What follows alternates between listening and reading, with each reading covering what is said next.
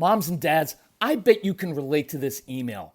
Kirk, my son is just like the kids you described in your podcast. He comes home feeling defeated after school, feeling like he isn't smart.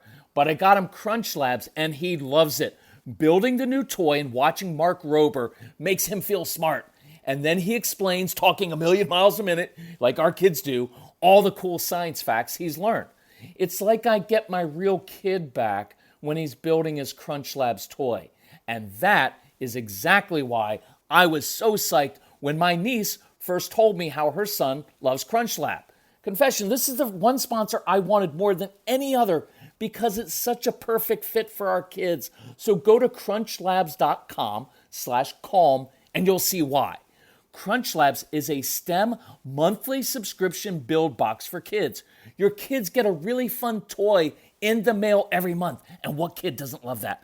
And then they put it together by watching a step-by-step video from former NASA engineer Mark Rober, where he teaches all the cool physics that make the toy work. Mark's passion is helping kids think like engineers. And this helps your kids develop resilience and problem-solving skills while having a ton of fun. Get your kids something they will actually love, use, and look forward to getting all throughout the coming year. Build your child's confidence now. Visit crunchlabs.com/calm and get your kids Crunch Labs today. When you bring your child home for the first time, you want a baby monitor you can trust. When you choose Stork, you choose technology trusted to monitor 10 million babies in hospitals every year. Stork continuously tracks your baby's pulse rate, oxygen saturation, and temperature. Visit MassimoStork.com to learn more. Stork, a revolutionary baby monitor, is born. Stork is not a medical device. Read and understand all product labeling. Massimo data on file. Hey everyone, this is Kirk Martin, founder of Celebrate Calm, and I want to talk today about screens. And that's everything from video games to iPads to smartphones, anything to do with a screen, because it's a huge deal with your kids, and it's one of the number one questions we get all the time. And I want to address this in maybe like 4 or 5 different ways because it's on the mind of everybody, and I think there are very positive solutions you can take to break this cycle of your kids with their heads in the screen all the time.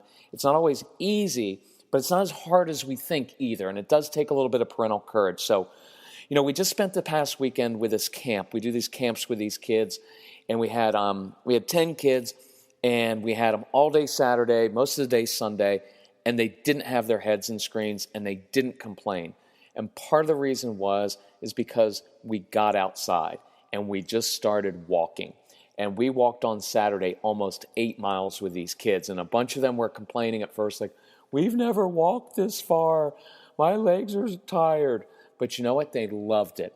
We'd walk by a tree, and instantly half the kids are already climbing up the tree. They're on it.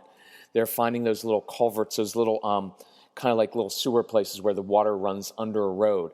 And they're trying to figure out, how can I climb through that thing from one side to the other? They're picking up things, old scrap wood, and they found some acorns, and now they're hitting the acorns with the wood. They found a golf club. They found all kinds of stuff. Why? Because we were just outside walking. Now, we had part of a purpose. We were going to this park where we played a game with them, divided them into teams, and we had some money, and they had to find the money under a bridge, and there were all kinds of different clues in order to find where we had hid the treasure. And part of the clues, most of the clues were required interaction. They had to interact with each other to figure out different gifts and talents, things that they're interested in of other people in their team, so that they could come up with, solve the puzzle. But most of it, honestly, we were just walking outside. So point number 1 is you have to lead. You're going to have to, as a parent, you're going to have to get outside and lead your kids. You are the parents. It's not like the old days where kids would just wake up and go run outside. They literally have no idea what to do outside if you're not there. And the kids, a lot of times, they don't really have an opportunity to be outside because nobody's outside with them. So I would tell you, I did this with my son, even when he was a teenager, and his teenage friends would go outside. As long as we were playing something fun and we were out there and we were messing around and getting into things and finding things, Look, most of your kids are very good at making things and inventing things, and these kids were finding all kinds of cool stuff just by the side of the road, and they were making things out of them, and it was just a cool thing. And then that Sunday, I had the parents and the kids bring cardboard, so we got the kids outside, and they were building cardboard forts, and they love doing that stuff, but you just have to take that extra step and do that. It's so easy to fall into the trap of the whole family just kind of reverts back into their screens because it's kind of safe and maybe it keeps them quiet. But it's not good for them, and you already know that intuitively, and it's a big trap, and you know for many of your kids, it just changes their moods and it changes who they are. So do lead. One of my favorite things to do, a great tradition after dinner at night, especially as it starts to get warmer, but even then it doesn't matter. Put on your coat, whatever it is, go outside and take a walk. A 15-minute walk after dinner to get fresh air is a fantastic thing. Because you know what it's like after dinner, when you're tired, everybody just goes into the living room or the kitchen, wherever, to their bedroom, and it's so easy just to turn on the TV or get your head in a screen. But if you make a habit of going for a short walk, the fresh air is great and it changes people's moods, but you also have really great talks because you're walking and talking and you're seeing and noticing things. It's simple and it will break some of it, but you just have to go do it. The third thing I wanted to talk about this, and I've changed my tone in many ways. You know, I've always taken the tone, which is, I believe, true, and you will believe in this too, is that, hey, we're the parents, we get to make the rules, and if we don't want you on screens, you're not on screens, okay? And I get to make the rules, and I set the limits, and I'm all in favor of that. We're the authority figures, and we get to set that. But instead of just taking like the tough tone toward parents, it's shifted a little. And you know what it is now? It's compassion. It's compassion for your kids, and here's why. Most of your kids literally cannot handle that smartphone or that device that is in their hand. They can't. They can't handle it. It's controlling their lives. It changes their moods. It dictates things to them. It is owning them. And you know what? It's owning many of us as adults too. And so what shifted is the compassion, because can you imagine if you and I had grown up in this era? I'm thankful I grew up before we had all this stuff, because we were outside and we were learning how to do all kinds of things with our friends. And these kids, they don't know how to do that. But here's the other part. They're dealing with social media, which is brutal. You've got teenage girls and even younger whose whole day is ruined because they posted a picture on Instagram or on their Facebook page, and their best friend didn't like their picture, but they liked some other girl's photo. And now there's all this drama. And it is a terribly difficult thing to manage. And so I've shifted to, I have compassion for the kids because we as adults have created this. It's not the kids' issue. We've created it, and we put something in their hands that they literally can't control. So for some of you, the discussion, and I'd wait for the weekend perhaps to do it because it's going to be nasty. It's not going to be pretty, but it's necessary. For some of you, the appropriate discussion this weekend sounds like this. Son, daughter, I need to apologize to you. I gave you a smartphone when you were too young, way before you had the ability to handle it. And it's controlling you, it's dictating your moods, it's changing your life, it's changing our entire family is now different because of it, because I gave that to you too soon, and you can't handle it. So, I want to apologize for that. But what I want you to know is, beginning over the weekend, we're going to start this Friday night, Saturday, whenever this is, we're going to start. I'm taking it away from you. And here's what's going to happen. You're going to be angry at me. You may hate me. You're going to call me names. You're going to have a big meltdown. You are going to be furious. You're going to be upset. And you're going to do everything in your power to convince me that you can control it. And you're going to want to bribe me somehow or threaten me with something. And here's what I want you to know. I love you too much. And I have compassion for you. And the compassionate thing to do is to follow through. And here's what I want you to know. I don't need you to like me. I don't need you to be happy with me. And you may be angry at me for a month. You may not even talk to me. And I'm okay with that, because here's what I want you to know. As your mother, as your father, as your parent, I will always do what is best for you, even when it becomes very inconvenient for me. So, this is happening. And I guarantee you, if you do that and you stick to it, and it will be awful, it will be ugly. And that's why I like letting them know, here's what you're going to do. I know you're going to be angry and mad. I know you're going to try to convince me, and you're going to try to, negotiate with me. Let them know what's going to happen, but it's not going to work. But I guarantee you, if you do this, and if you can have the courage and persistence and fortitude to stick with this, and then replace that time with family time, doing fun things together outside, doing different things, and just being firm with this, I guarantee you one day, and it may not be for 3 months, it may not be for 3 years, but I guarantee you this child will eventually come to you and they will thank you, because they don't have the maturity now. No kid is going to come and say, Mom, Dad, listen, you gave me the smartphone and all these devices, and I've just determined I can't control them.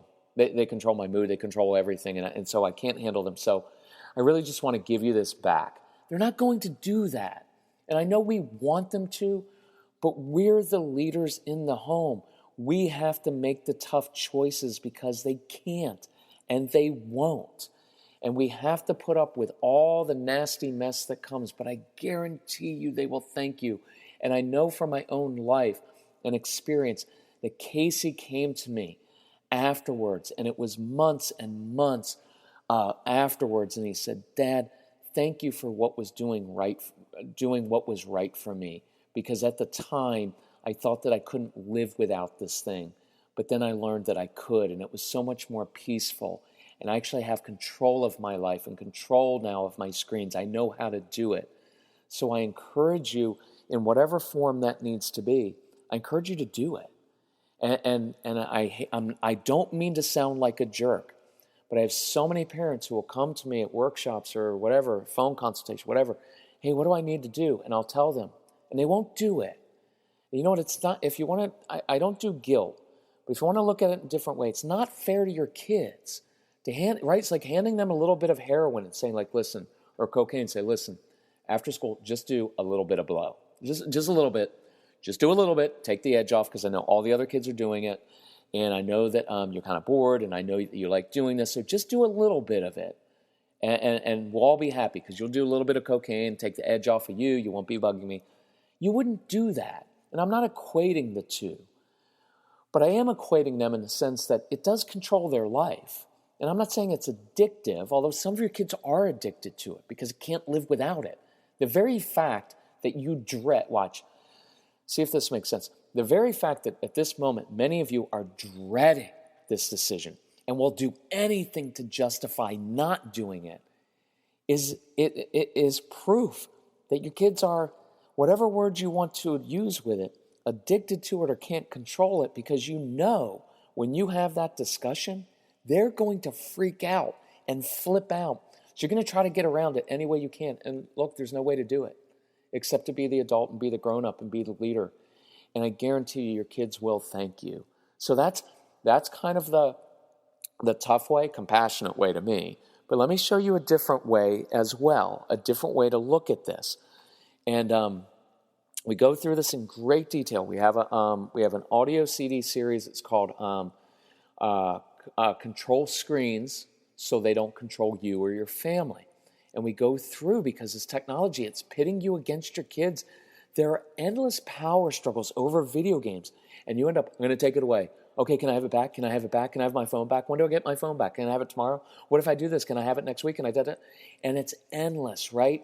And all those questions, right? Like some of you already have pressure to give your toddler an iPad, right? And you're worried about their imagination and their social skills being stunted. And your teens are pulling you away from you because their heads are in screens all the time, right? And so we go through, how do you do this, right? When your kids would literally play Minecraft all day, every day if you allowed them, right? And what about it's hard because the schools sometimes force your kids, in a sense, to use a tablet for homework. But then you have these kids, they have little impulse control. They get distracted, so they end up, you think they're on their iPad, right, or a tablet doing their homework, and they're not. They're playing a game, right? Or a hard one, right, which we go through is your kids who have that fear of missing out because their friends are online at night texting at 11 o'clock, 12 o'clock at night, and your child's not. And so they're like, but I'm feeling left out, right? So we go through all of that, but I'm going to give you some insight. And that's, by the way, it's at celebratecalm.com/control-screens. And we go through a lot on that. And just so you know, I'm mentioning because this week, I'll just be honest, I'm getting kind of tired of asking about this all the time and trying to explain it all. And so for any of you that know Celebrate Calm, you know that our CDs, we usually charge $97 or $197 for each set of CDs. Why? Because they're worth it. And if you listen to it and you apply the strategies, it will change your family. And so for the Screens one this week, what we're doing is, because Casey and I had a little debate on the car, on the road, and I was like, I want to do it $29. He's like, Dad, $29? You've never sold anything for $29. It's too cheap. People aren't going to value it. And I said, you know what? I'm frustrated. I want enough people to buy it so I don't have to keep answering the same questions. And for $29, I mean, it's way less than a trip to the therapist. It's less than the cost of a video game. So it's less than the cost of, you can disconnect your kids from their smartphone. You'd save more than that. But anyway, it's $29, and I've never done that. But I want families to be free from these power struggles so they can enjoy each other again, right? So here's what I want you to think about with video games and screens and other things. And this kind of, the reason I want to do this is it encapsulizes our approach to just about all behavior. All behavior is pretty much based on meeting a need, right? It's determined by meeting a certain need. You eat, why? Because you're hungry, right? Simple example I always use is it's late afternoon with your kids and your kids are starting to misbehave, and you just say, hey, cut it out, stop misbehaving, nothing changes. But if you give them a snack, all of a sudden their behavior changes and they're angels again. You didn't change their behavior, you met an internal need by feeding them. So, I want you to think about this. When your kids are on screens, especially video games and maybe on their smartphones, what needs are being met? One, there's order. Order and structure, because your kids don't have a lot of it and they crave it. When your kids play their video games, they know exactly what to expect. The rules are the same. The consequences of the video game are the same every time. They know what to expect because there's not a mom video game and a dad video game giving them different directions and rules. So they know what to expect, and that feels safe for kids. There's ownership in it. When you and I were kids, we had ownership of our lives because we were outside playing with no adults around for hours every afternoon and pretty much all summer long. No adults. Your kids, the only time they really have ownership of something where an adult isn't controlling or organizing it is when they're playing their video games, because we hate them so much, right? We hate the video games. Stimulation. The video games, the screens are immediately stimulating. And your kids who have brains who are understimulated because they don't get enough blood flow or dopamine are always seeking brain stimulation because they get bored easily. It's why they fidget. It's why they argue with you and pick on their siblings and procrastinate. It's all about brain stimulation. And all of a sudden with the video games, they're getting a lot of instant stimulation and immediate feedback. It comes very, very, very quickly. There's a social aspect of it. Now, not the way you and I want them to get social skills done, face-to-face interactions, but there is a social skills component because kids on Xbox Live are playing each other, right? They compete against each other. They talk about their video games all the time. Video games, screens are a challenge. Your kids like a challenge, and they get up for it. And these video games provide an intense, immense challenge for it because they want to get to the next level, right? And that's what you hear all the time. Hold on, I just need to get to the next level, right? I just need to save it. And I want to do away, by the way, with all those power struggles too. Here's something we miss. Competence. Your kids are very good at video games, and we really miss this one. Most of your kids are not very good at doing school. They're not. They're not great at school. They're not always great at being at behavior, right? But they are good at their video games. They're good at manipulating screens. And so do you know where confidence comes from? It doesn't come from an adult saying you're wonderful and you're amazing. It comes from accomplishing something. It comes from competence. So when your kids who are starved for this, sometimes in school and at home because we rarely praise them and they don't get to use their gifts and talents, when they get on the video game and they're really good at it, guess what it feels like? It feels good because they're really good at it. And now it's one area of their life where they have confidence. So just think about this. These screens provide order and structure, ownership, stimulation, immediate feedback, social skills, a challenge, competence, and confidence. And then all of a sudden we come to them with their video games and say, hey, stop, cut it out, done, no more video games. And they're like, hold on, you just ripped away from us something that met all these internal needs. And again, it's your right to do that. With a smartphone, smartphones are a little different. They don't meet all of those needs, but they meet some of them. But still want you to take away the smartphone if you need to. And I want you to take away the video game. But here's the longer term approach. If you want to get your kids off video games and screens or limit them a lot, if you want to do that with a fight, you have to figure out a way to meet all of those same internal needs in a different way. And that's why I encourage you, get the Screens CD, because we go through that in great detail. How do you actually do that? And I've done this with lots and lots and lots of kids over the course of the last 10, 15 years. I've used this approach. I used it with my own son because he was at one point pretty much addicted to Call of Duty 2. And we were able to get him off of that without the big fight because we met needs, the internal needs, in a different way. And Casey, by the way, is on the CD talking to your kids. And I had Casey record with me because actually Casey was really good at this. And he learned how to control his social media. And I'm actually really impressed because he's in his early 20s. He's actually really good with this, of not letting the technology consume him. He's actually done a really good job. And so I like sometimes for your kids to actually listen to the CD and hear Casey talk about this and the self-control. So if you're interested in that, anyway, let me wrap it up this way. Do this. You can do these things, right? You can do these steps. You can lead and get outside. You can go for that walk after dinner. You can have the compassion for your kids. You can figure out different ways to meet these needs. If we can help you with that, I'd encourage you, email Casey. Email my son directly. It's Casey, C-A-S-E-Y, at celebratecalm, CALM.com. Casey at celebratecalm.com. And tell him you want help with screens, and he'll help you out with it. Or call 888-506-1871. Or you go to celebratecalm.com/control-screens. And you can look at everything that's in this package. And again, it's $29. I will probably never, ever do anything that cheaply again. Why? Because I think it's worth a lot more. I mean, some people have done endless therapy and some of you have had to do therapy with your kids over power struggles and fights and moodiness and all those things. And they didn't necessarily need therapy. They just need to get off the screen so you didn't have so many power struggles, right? So I just encourage you to do this, whether you get the screens thing or not. Do be proactive with this. Show your kids a different way and lead with it. I guarantee if you start getting outside, I'll give you one more thing to do. Do this when you listen this night. Go home and talk to your kids and say, guys, we need to talk about screens. They're going to be like, oh, you're going to take them away. And you may just say, you know what? Mom and I, Dad and I, or I'm having trouble controlling my own screens. Have you noticed we're on screens all the time?